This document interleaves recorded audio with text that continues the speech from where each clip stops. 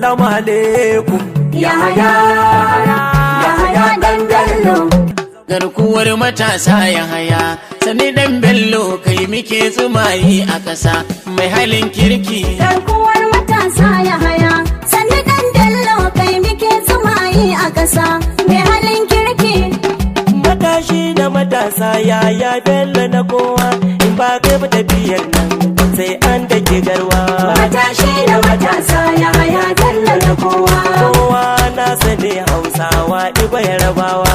Matashi da matasa Yahaya Bello na kowa.